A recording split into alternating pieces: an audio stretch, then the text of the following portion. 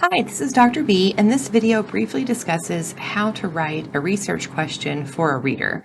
One of the mistakes we often make as writers is that we don't understand our reader's information needs. A question might make sense to us, but our reader needs more context and specificity than we do. This is because we know what we're doing and why. However, when we write a document, we're sending it to a distant reader over time and space. We're not there to answer questions or fill in the gaps. We have to include context so they can make sense of what we're doing.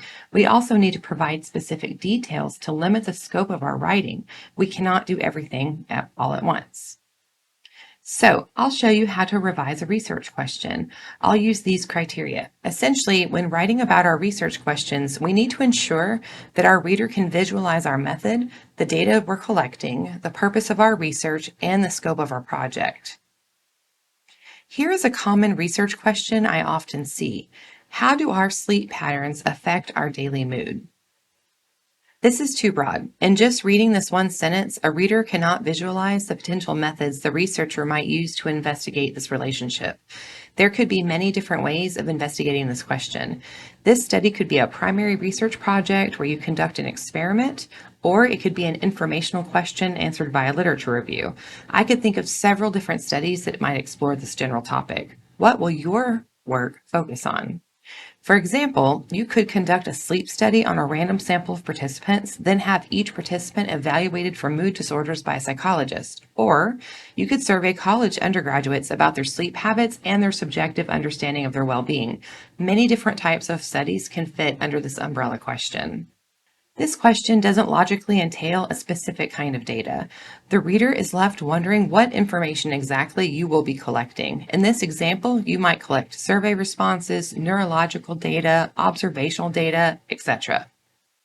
Generally, the purpose of this research isn't clear. What I mean by that is that it isn't clear why this work is necessary or what type of work needs to be done. For example, this kind of research question could be the basis for a primary or a secondary research project. You could collect your own data, but you could also review published sources. The scope of this question is just too broad. It doesn't have any natural boundaries. It could include studies from many different disciplines and could go on forever. It's not something that can be done in 6 weeks. Here's an example of how we can make this more specific. First, we can break the question up into two distinct goals, one related to bedtime and one related to mood. Since there are two different variables or factors, we will have to figure out different ways to collect data and evaluate them. Next, note how each is more specific. Rather than just address bedtime generally, I now focus on what influences my decision to go to bed at a specific time. That's pretty specific and is very different than the type of information we might want to collect using a sleep study, for example. Next, I have to clarify what we mean by mood.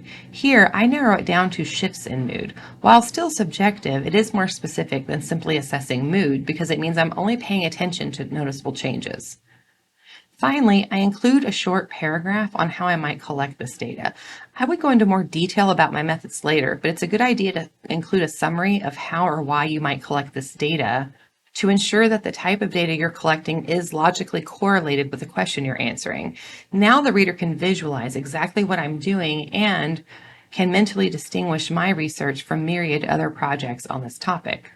This is too broad. And while not the best research question ever, this is much improved. It's more specific and is clearer for the reader.